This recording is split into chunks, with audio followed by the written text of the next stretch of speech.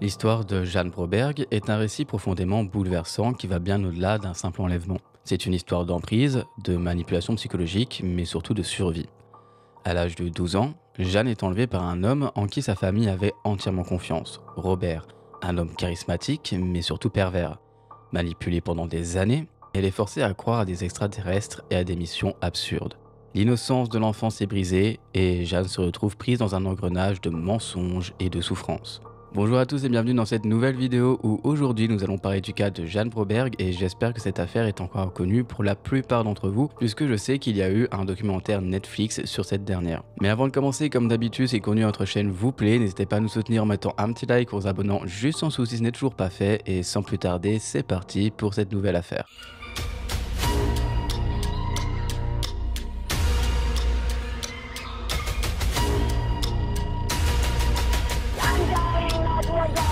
Serving fire department. Ma'am, are you still there? Ma'am, are you still there?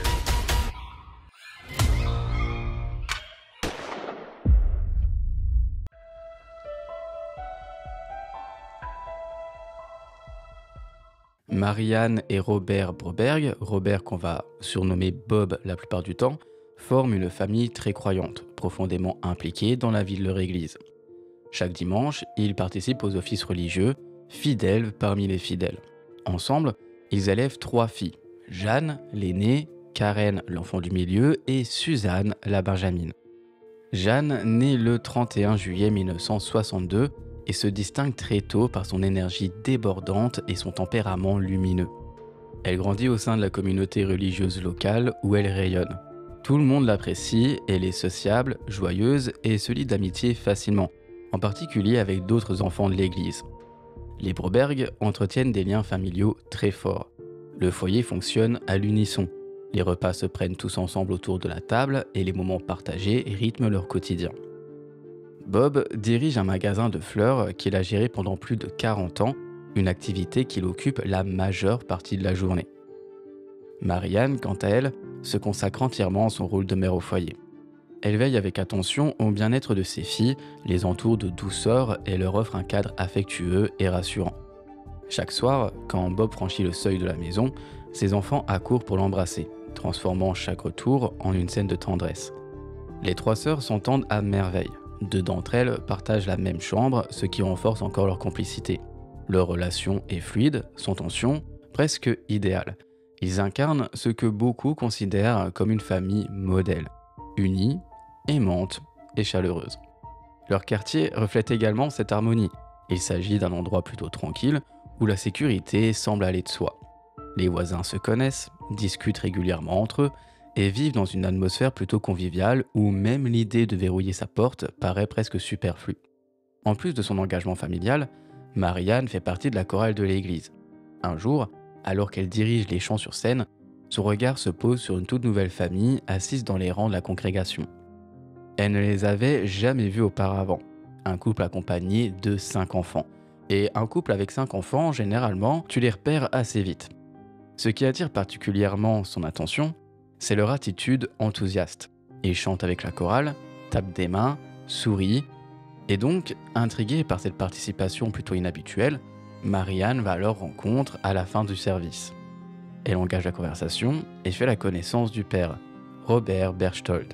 Rapidement, elle remarque le contraste flagrant entre Robert et sa femme. Lui, c'est un homme qui est ouvert, charmant, charismatique, d'un naturel sociable qui attire instantanément la sympathie. Et elle, au contraire, paraît plutôt discrète, presque effacée. Malgré cette différence, Marianne ressent une attirance sincère pour cette famille. Le courant passe et très vite, les 2 foyers se rapprochent. Les Berchtold commencent à fréquenter régulièrement la maison des Broberg et leurs enfants deviennent inséparables, jouant ensemble comme s'ils se connaissaient finalement depuis toujours.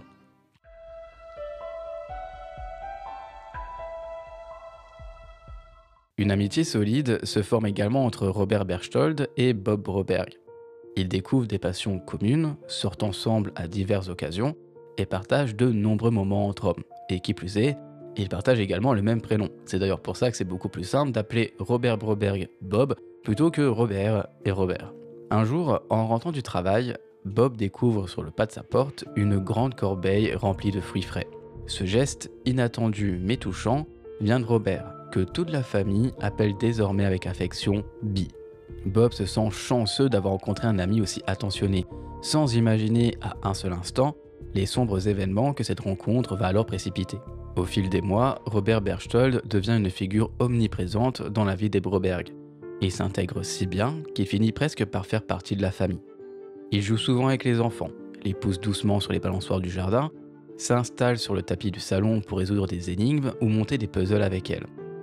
Toujours disponible, toujours souriant, il incarne cette présence rassurante que les filles adoptent naturellement.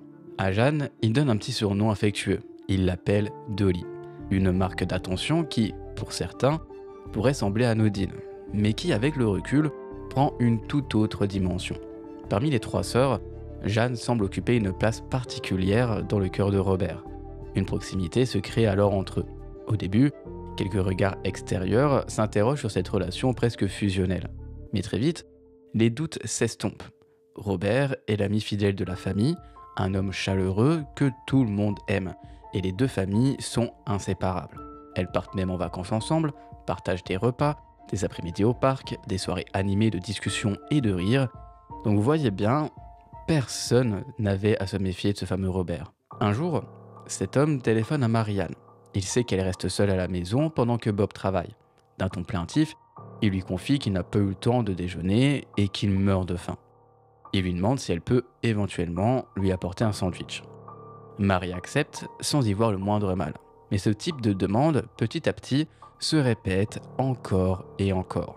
Bientôt, il devient habituel pour Marie de préparer à la hâte un encas et de quitter la maison pour aller le retrouver à son travail.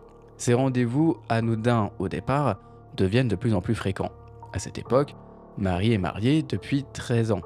Elle commence à ressentir, malheureusement, un trouble qu'elle ne s'explique pas vraiment.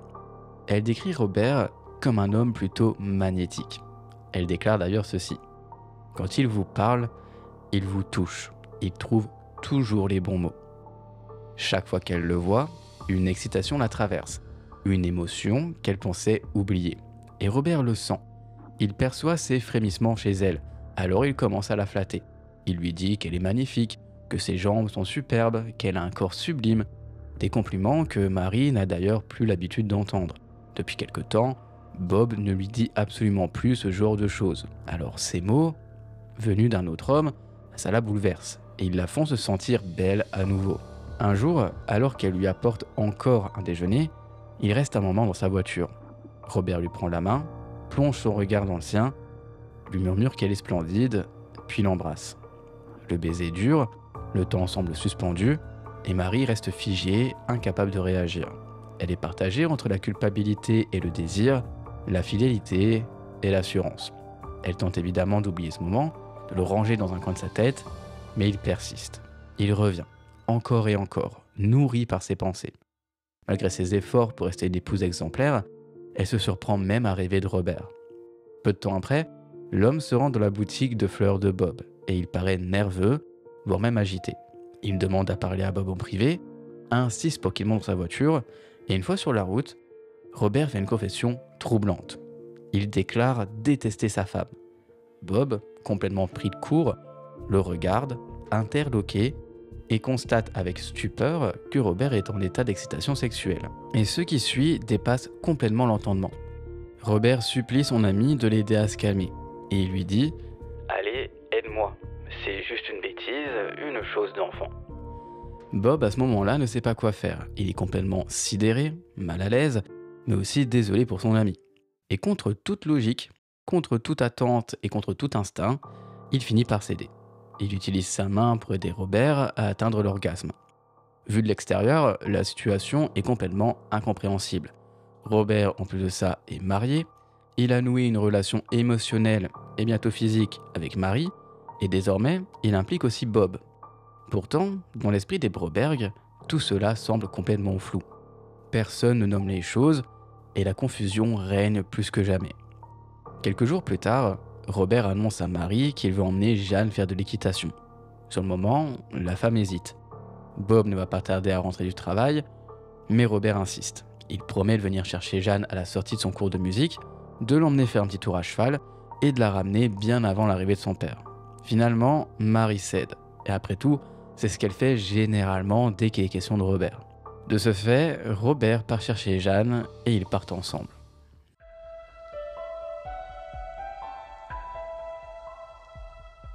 Lorsque Robert récupère Jeanne à son cours de musique, tout semble parfaitement normal. Il lui sourit, lui parle doucement, comme toujours. Elle monte dans la voiture sans aucune méfiance, et une fois installée, Robert lui tend une petite pilule. Il lui dit de prendre ceci, que c'est pour ses allergies, puisqu'ils vont aller faire de l'équitation, qu'elle va adorer ça, mais que il faut éviter que la pauvre ne passe son temps à éternuer. Jeanne évidemment ne se doute de rien. Elle obéit, avale la pilule sans se poser de questions. Mais ce comprimé n'a absolument rien à voir avec un traitement contre les allergies. En réalité, c'est un puissant somnifère. Quelques minutes plus tard, la fillette s'évanouit complètement. Elle glisse dans un sommeil profond. À partir de cet instant, sa mémoire s'efface. Pendant ce temps, Marie commence à s'inquiéter. Le soleil se couche et Jeanne n'est toujours pas rentrée. Bob ne va pas tarder à revenir du travail et elle sait qu'il ne comprendra pas ce retard. À 21h, l'angoisse monte. Toujours aucune nouvelle de leur fille. Mais c'est un vendredi soir, Marie et Bob essaient alors de se rassurer. Peut-être que la voiture de Robert est tombée en panne. Peut-être qu'ils sont simplement coincés quelque part. Et surtout, ils ne peuvent pas appeler. On est en 1974, les téléphones portables n'existent pas. Le samedi matin, Jeanne n'est toujours pas rentrée. Et l'idée de contacter la police leur traverse immédiatement l'esprit, mais ils préfèrent d'abord appeler Gail, la femme de Robert. Celle-ci leur déconseille vivement d'alerter les autorités, évidemment. Elle les calme et leur dit que tout va bien se passer, que ce n'est sûrement rien de grave. Alors Marie et Bob hésitent. Ils ne veulent pas non plus faire un scandale inutile, d'autant que Robert est leur ami. Au-delà d'être un ami, c'est presque un membre de la famille. Donc, pourquoi est-ce qu'ils iraient jusque-là ? Jamais ils n'imaginent qu'ils pourraient faire du mal à Jeanne. Et le dimanche arrive, et toujours aucun signe, aucun appel. 2 jours se sont écoulés, c'est quand même très long sans avoir de nouvelles de son enfant. Cette fois-ci, ils se résolvent, ils n'ont plus le choix, ils appellent la police. Les enquêteurs commencent à interroger Marie et Bob. Ils essaient de comprendre ce qui s'est passé, et rapidement ils apprennent que Robert possède un camping-car. Lorsqu'ils le recherchent, ils découvrent qu'il a disparu lui aussi. À ce stade, Marie et Bob refusent d'accepter l'évidence. Pour eux, Robert n'a pas pu enlever leur fille, ce n'est absolument pas possible, ni même logique. Et il doit lui être arrivé quelque chose à lui aussi. Et il faut donc continuer à chercher, et aussi à espérer. Mais les détectives, eux, voient les choses d'un tout autre œil, et ils voient les choses complètement autrement. Tous les indices convergent, il s'agit d'un enlèvement. Et le ravisseur, c'est Robert, quoi qu'en pensent les parents. Mais évidemment, les enquêteurs sont plus que choqués de l'attitude des parents. Ils ne semblent pas vouloir voir la vérité. Toutefois, malgré ça, l'enquête avance et les enquêteurs ont bien prévu de prouver aux parents qu'ils avaient raison. Quelques jours plus tard, une Ford est retrouvée abandonnée sur le bord d'une route isolée. Les clés sont encore sur le contact. La vitre de la portière, elle est brisée. Du sang a coulé sur le tableau de bord depuis des éclats de verre. Rapidement, les experts déterminent que la vitre a été cassée de l'intérieur. Il y a des traces de pneus autour du véhicule, ainsi que des empreintes de pas. Tout indique qu'un autre véhicule, au hasard un camping-car, est reparti depuis cet endroit. Chez les Broberg, la peur devient insupportable. Une des sœurs de Jeanne entre dans la chambre de sa sœur et y trouve leur père, assis sur le lit, complètement en larmes. Elle ne l'a jamais vu comme ça. L'homme d'ordinaire si solide est complètement dévasté. Les détectives parviennent à contacter le frère de Robert et ce qu'il leur raconte leur glace le sang. Depuis l'enfance, Robert a toujours été attiré par les très jeunes filles. Il confie même qu'à l'âge de 12 ans, Robert avait déjà une relation inquiétante avec leur sœur, qui n'en avait que 6. Le frère supplie les enquêteurs de prendre cette affaire au sérieux. Ce n'est pas un simple malentendu. Robert est dangereux. Dans les années 70, la pédophilie reste encore un sujet mal compris par les forces de l'ordre. Les enquêteurs manquent d'expérience sur ce type d'affaires. Et pourtant, les signes sont clairs. Jeanne a été enlevée par un prédateur. Et pendant ce temps, quelque part, Jeanne flotte entre 2 états. Elle glisse dans un demi-sommeil sans savoir où elle se trouve. Par moments, elle reprend conscience brièvement, puis retombe. Quand elle finit par s'éveiller pour de bon, elle entend une voix étrange. Une voix robotique, métallique, comme sortie d'un film de science-fiction. Elle ne reconnaît pas l'endroit. La voix émane d'un petit haut-parleur, dissimulé dans ce qui semble être une boîte à musique. Elle lui parle d'une mission. Elle lui dit qu'elle est une enfant spéciale, qu'elle est à moitié extraterrestre. Je vous rappelle que Jeanne n'a que 12 ans, et à cette époque, elle n'a aucune connaissance technique. Elle ne comprend pas ce qui se passe, n'a aucun moyen de vérifier la véracité de ce qu'elle entend, alors elle écoute, et surtout, elle y croit.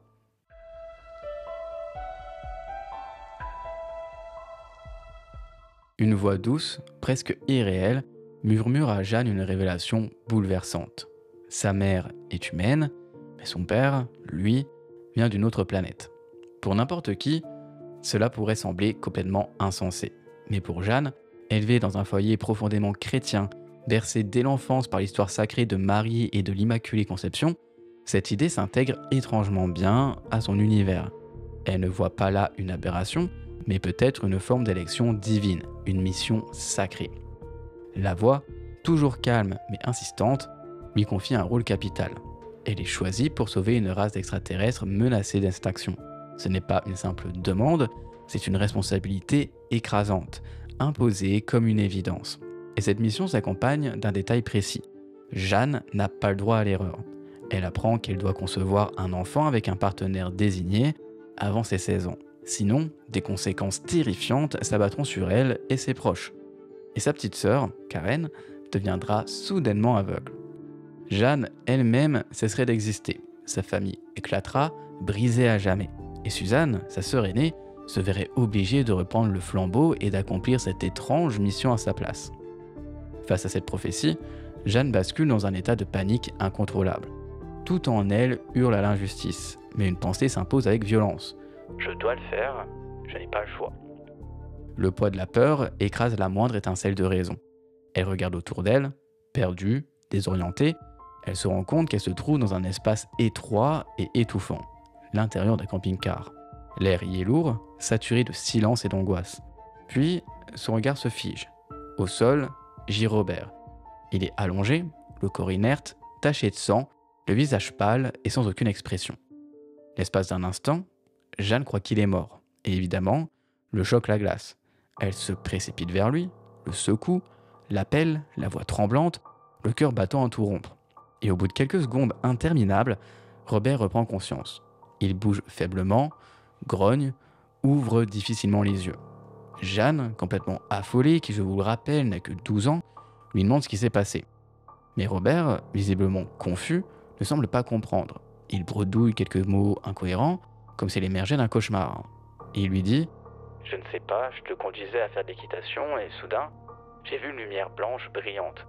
Toute la voiture a commencé à trembler, puis, je sais pas, les ovnis nous ont emmenés. » Maintenant, Jeanne était complètement convaincue.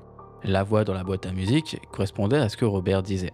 Et pour elle, Robert n'était pas n'importe qui. Je vous rappelle que pour cette dernière, il était comme un deuxième père. Alors Jeanne croyait pleinement que Robert disait la vérité, et surtout que ce dernier était l'élu, la personne avec qui elle était censée avoir un enfant. Alors elle lui dit « Nous devons le faire, nous devons avoir un bébé pour sauver les extraterrestres. » Et Robert, bien évidemment, jouant le jeu, a répondu que oui, qu'il pense que c'est vrai et qu'il est complètement d'accord avec cette idée. Je précise que Jeanne et Robert étaient au Mexique. Robert avait conduit jusque là-bas et avait épousé Jeanne. À cette époque, la loi mexicaine permettait à un enfant de 12 ans de se marier légalement. Pendant 35 jours, Robert a gardé Jeanne au Mexique et pendant 35 jours, il l'a agressée sexuellement sous prétexte de leur mission extraterrestre. Après 35 jours, Robert a appelé son frère et lui a dit de contacter Marie. Il a exigé qu'elle abandonne toutes les accusations contre lui, sinon elle ne reverrait plus jamais Jeanne. Marie et Bob, à ce moment-là, vivent un véritable cauchemar. Dévastés par la disparition de leur fille, ils réagissent immédiatement en alertant le FBI. Ils maintiennent leur accusation contre Robert, même si leur douleur semble insupportable. Leur seul et unique désir, finalement, c'est de retrouver Jeanne. Et ils ne veulent rien lâcher malgré les circonstances dramatiques.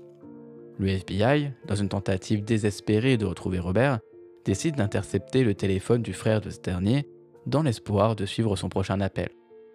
Lorsqu'il se manifeste finalement, les autorités interceptent la communication et parviennent à localiser Robert. L'appel les mène directement à un appel au Mexique. Immédiatement, le FBI coordonne son action avec la police mexicaine et ensemble, ils organisent une opération pour mettre fin à cette situation. Les agents de la police mexicaine, après avoir perquisitionné la chambre d'hôtel, forcent la porte. Là, ils retrouvent Jeanne, désemparée, et ils l'escortent sans ménagement vers un véhicule de police. Robert est également interpellé. Tous deux sont placés en garde à vue, et une fois à l'abri de toute menace immédiate, la police sépare Jeanne et Robert, les emmenant chacun dans une cellule distincte, loin l'un de l'autre. Lorsque Jeanne reprend peu à peu ses esprits, elle se souvient d'un détail étrange. Elle n'a plus aucune mémoire des événements précédents. Tout ce dont elle est capable de se rappeler, c'est qu'elle se trouvait à l'intérieur d'une camionnette de déménagement. Le flou s'installe complètement dans son esprit. Des images confuses lui traversent l'esprit, mais rien n'est clair. Cette amnésie la trouble profondément, d'autant plus que les agents de police continuent leur enquête, cherchant à découvrir la vérité derrière ses actes.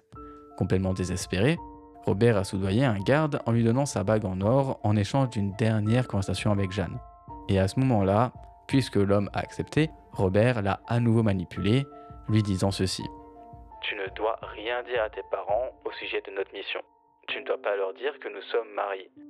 Dis simplement que nous avons fait un voyage amusant et que j'ai fait une erreur. » Jeanne, toujours sous un lavage de cerveau par la mission extraterrestre, a évidemment accepté. Les voix extraterrestres que Jeanne avait entendues s'étaient présentées comme Zetra et Zeta. Robert a maintenant renforcé leurs règles supposées en disant à Jeanne que Zetra et Zeta ont dit qu'elle ne devait jamais s'approcher d'un autre homme que lui, pas même son père, et que si elle le fait, eh bien la mission échouera. Les mots qu'elle avait entendus avaient placé un fardeau immense sur les jeunes épaules de Jeanne, à peine âgée de 12 ans. Elle était convaincue d'avoir une mission capitale, sauver une race extraterrestre, protéger sa famille et empêcher l'effondrement du monde entier. Chaque jour, la pression de cette responsabilité écrasait son esprit, la terrifiant, mais elle ne pouvait pas s'empêcher d'obéir. Elle était complètement soumise à ce qu'elle croyait être son destin. Ses parents, après des semaines d'angoisse, prennent l'avion pour le Mexique, déterminés à retrouver leur fille. Lorsqu'ils la voient pour la première fois, après tout ce temps, Jeanne, complètement submergée par une vague de bonheur incontrôlable, court vers eux, les bras ouverts. Elle les serre fort, les yeux remplis de larmes. Mais alors que l'étreinte se prolonge, un frisson la traverse. Elle se souvient soudainement de la mission qui lui a été confiée. Elle s'écarte rapidement, le regard perdu dans le vide. Sur le vol du retour, elle se coupe de son père, refusant de s'asseoir près de lui, ou même de lui adresser la parole, et imaginer la douleur pour ce pauvre père de famille qui voulait juste retrouver sa fille. Jeanne est complètement figée dans un état de lutte intérieure. Dès qu'ils arrivent à la maison, elle se retire dans sa chambre, se barricadant dans un silence lourd. Il est évident que cette dernière n'est plus la même. La petite fille joyeuse et insouciante qu'elle était avait disparu. Après son enlèvement, elle est devenue une autre personne, profondément marquée par son expérience, et il y a de quoi.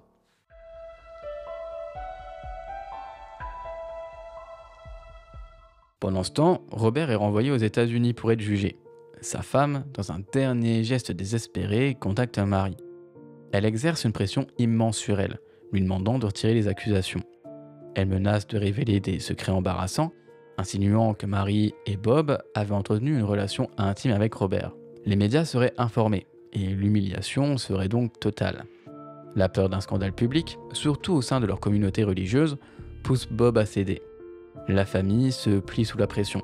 Il retire les accusations, prétendant que la situation avait été un simple malentendu et qu'il savait où se trouvait Jeanne depuis le début. C'était leur façon de tout effacer et d'apaiser la tempête. Mais la police, elle est absolument pas convaincue de cette histoire. Elle insiste pour que l'affaire aille devant les tribunaux, déterminée à faire éclater la vérité. Pourtant, un obstacle majeur se dresse. Il n'y a aucun témoin prêt à témoigner contre Robert. Et finalement, un accord de plaidoyer est trouvé. Robert plaide coupable et reçoit une peine réduite. La sentence ? Seulement 45 jours de prison, suivi d'une période de probation fédérale. C'est un verdict largement critiqué, mais qui semble convenir à tous, à commencer par Robert et son avocat. Tu m'étonnes, il risquait beaucoup plus si jamais toutes ces accusations avaient été prises en compte. Malgré le traumatisme et le scandale, Robert continue à fréquenter l'église. Le pardon de leur communauté est évidemment essentiel, et tout le monde lui accorde sa clémence. Marie et Bob assurent à tout le monde que tout cela n'avait été qu'un malentendu. Ils disent à Jeanne de tout oublier, de ne jamais évoquer ce qui s'est passé. Ils veulent tourner la page. croire que tout est derrière eux. Et ainsi, Robert est réintégré dans leur vie. Lentement, il se rapproche de Jeanne comme si de rien n'était. Mais une nuit, alors que Jeanne dort paisiblement dans sa chambre, elle se réveille soudainement, une sensation étrange la secouant. Les voix qu'elles avaient entendues auparavant, celles des extraterrestres, elles sont en train de revenir. Elle lui rappelle qu'elle ne doit pas abandonner sa mission, que la voie à suivre est toujours la même. Quelque chose de plus sombre se cache derrière tout ça. On ignore comment Robert a réussi à infiltrer à nouveau l'appareil audio et à relancer les cassettes, mais ce qu'on sait, c'est que les voix, ces voix terrifiantes, ont refait surface et plus insistantes que jamais. Comme ça a été mentionné précédemment, Jeanne partageait une chambre avec l'une de ses sœurs, mais Robert manipulait astucieusement la situation et persuade Jeanne qu'elle est désormais trop grande pour vivre dans la même chambre que sa sœur. Il lui fait croire qu'elle mérite d'avoir son propre espace. Et un jour, il va même jusqu'à tenter de construire un mur entre les deux chambres, espérant ainsi les séparer définitivement. Son objectif est très clair, il veut pouvoir passer du temps seul avec Jeanne, loin de tout regard extérieur. Les manipulations de Robert ne seraient malheureusement pas là. Il commence à écrire des lettres d'amour à Jeanne, une forme de communication subtile mais perverse qu'elle commence à recevoir avec un étonnant enthousiasme. Jeanne, maintenant complètement sous son emprise, ne voit plus Robert comme une figure paternelle. Elle le perçoit désormais comme l'amour de sa vie. Un jour, elle confie également à sa mère, Marie, qu'elle est amoureuse de Robert et qu'elle désire l'épouser. Marie, complètement abasourdie, ne sait comment réagir. Elle est d'autant plus choquée qu'à une époque, elle-même avait été impliquée amoureusement avec Robert. Et voilà que sa propre fille lui dit exactement la même chose. Le choc est alors immense, un mélange de confusion et de terreur. Quelques jours plus tard, Robert appelle la maison des Broberg et c'est Marie qui décroche le téléphone. Elle le confronte alors sans aucun détour. « Pourquoi veux-tu épouser Jeanne ?» Robert, calme et posé, lui répond simplement de venir le rencontrer chez sa mère où ils pourraient discuter en privé. Curieuse, ou peut-être sous influence des sentiments persistants qu'elle avait pour lui, Marie accepte de se rendre à ce rendez-vous. Là, Robert, comme par le passé, la manipule habilement avec ses mots charmeurs, la convainquant de coucher à nouveau avec lui.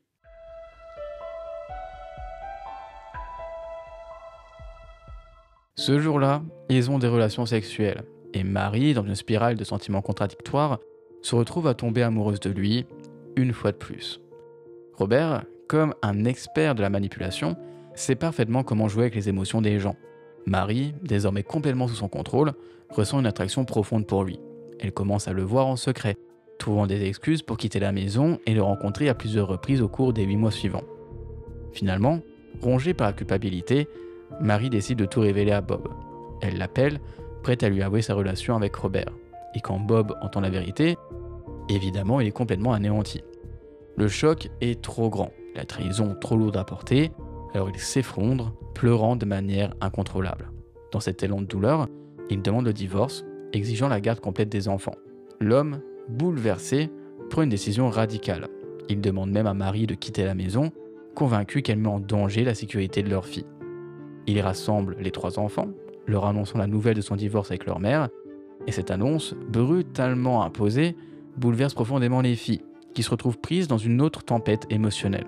Marie, complètement désespérée à l'idée de perdre sa famille, implore Bob de ne pas partir.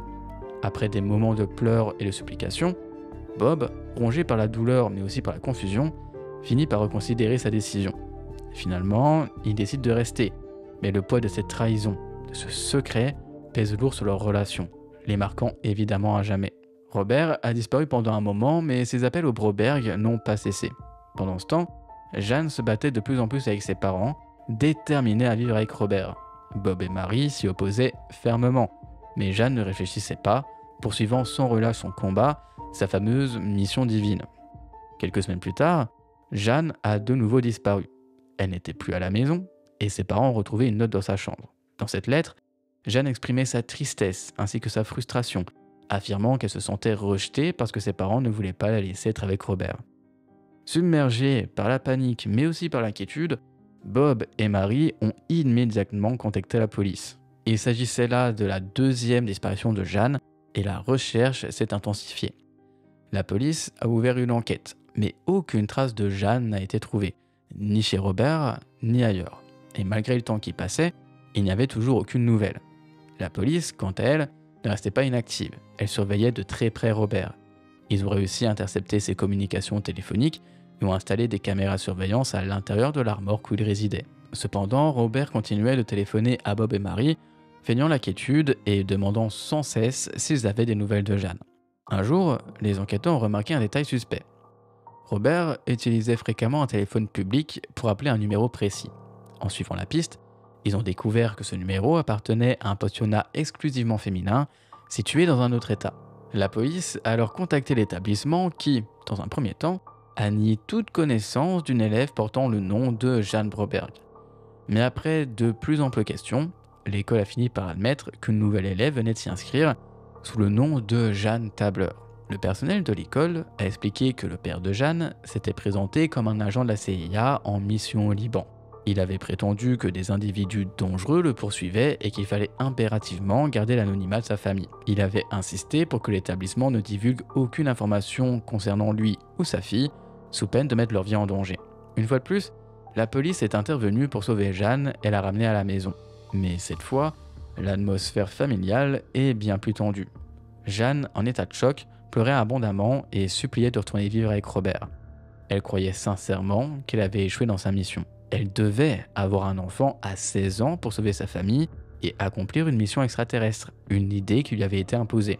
À ce moment-là, personne n'était au courant de cette soi-disant mission extraterrestre, alors personne ne comprenait pourquoi Jeanne réagissait ainsi. La jeune fille était sous un contrôle mental intense, elle avait été poussée à garder ce secret coûte que coûte. Après ce deuxième enlèvement, Robert a enfin été arrêté et emprisonné. Et pourtant, le cauchemar ne s'est pas arrêté là. Peu de temps après l'incarcération de Robert, la boutique de fleurs de Bob a mystérieusement pris feu. Une enquête a révélé que Robert, depuis sa cellule, avait manipulé 2 hommes pour commettre l'incendie. Il leur avait promis de leur verser 1 000 $ par semaine pour le reste de leur vie en échange de leur aide.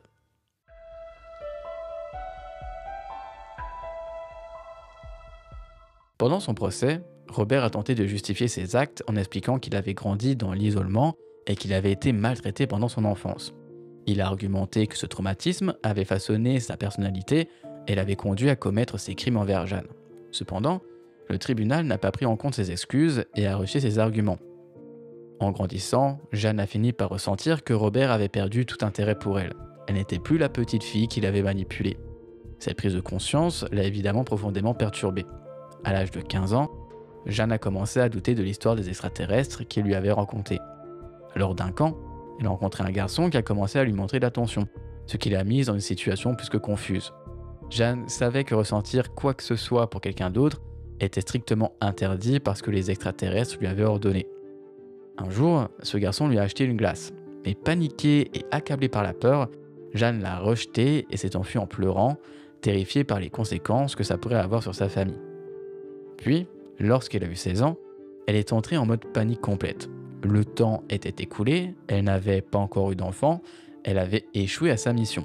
Et pourtant, lorsque rien de catastrophique ne s'est produit, Jeanne a compris, elle a enfin compris que tout cela n'avait été qu'un mensonge.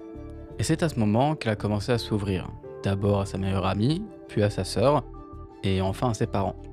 Tout a soudainement pris sens. Pourquoi Jeanne avait été obsédée par Robert pendant ses 12, 13 et 14 ans. Marie et Bob ont été plus qu'abasourdis.